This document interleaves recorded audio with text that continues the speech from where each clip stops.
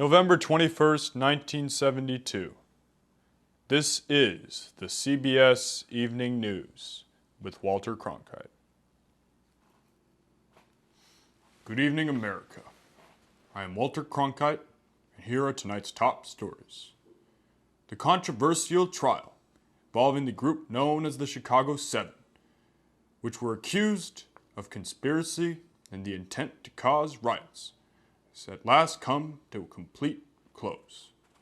In Nakhon Phanom, Thailand, an EC-47 aircraft crashed immediately after takeoff. Czech violinist and composer Karl Habba died today at the age of 74. And finally, Red Sox player Carlton Fisk won Rookie of the Year after leading the American League with 9 triples. Now back to the biggest news story of the day. The acquittal of the Chicago 7. This trial began 4 years ago at the 1968 Democratic National Convention in Chicago, where the notorious police riot erupted in between anti-war protesters and the police officers sent by Mayor Daley to keep the peace in front of the building that the convention was held in.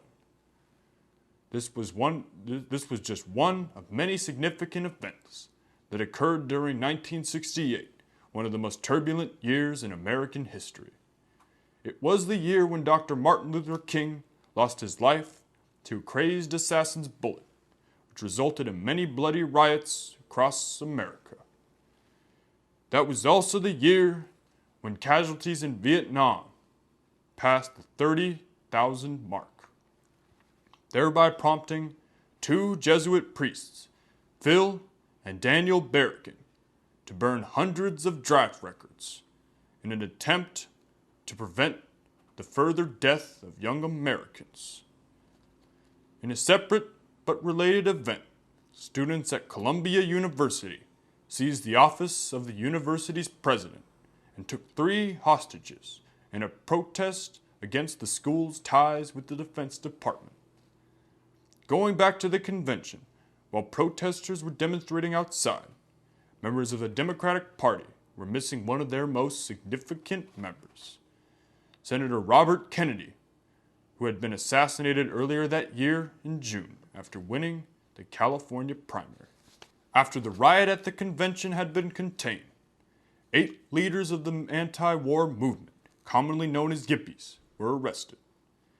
Since then, Abby Hoffman, Jerry Rubin, Tom Hayden, Renee Davis, David Dellinger, John Froines, Lee Weiner, and Bobby Seale have all become household names. They were indicted on March 20th, 1969, along with 8 police officers that were at the scene. Their trial started on September 24th, 1969, in the court of Judge Julius Hoffman, with the conservative, mainly white, male jury.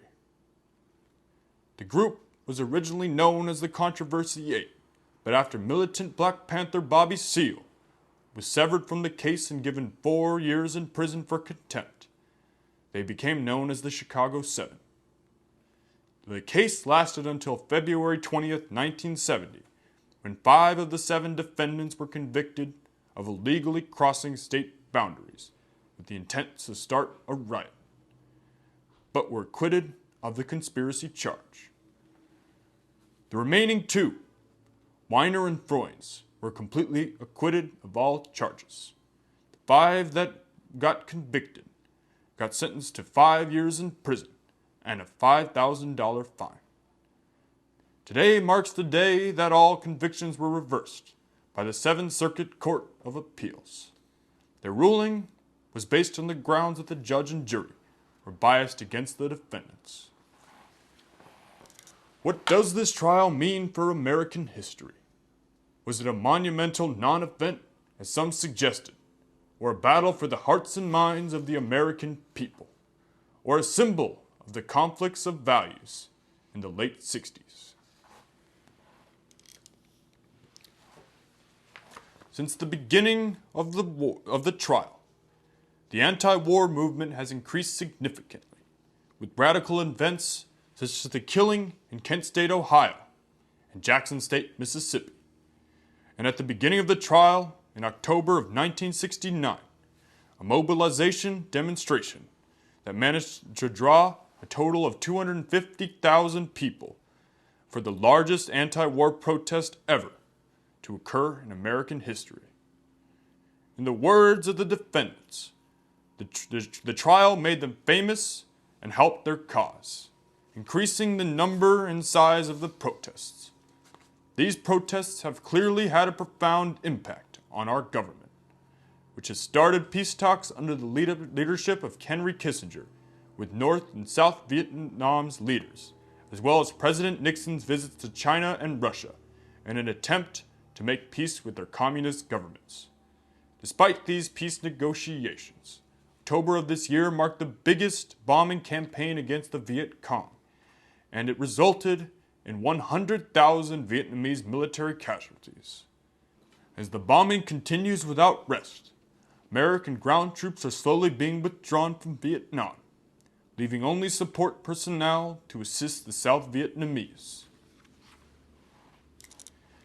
It is apparent to this reporter that these anti-war demonstrators' victory, forcing our government to change its military policy, and at last start withdrawing our boys from Vietnam, is a victory for all those who praise the true values of being an American. The values of liberty, democracy, and freedom, and most of all, the value of human life, both American and Vietnamese alike. I'm Walter Cronkite. Good night.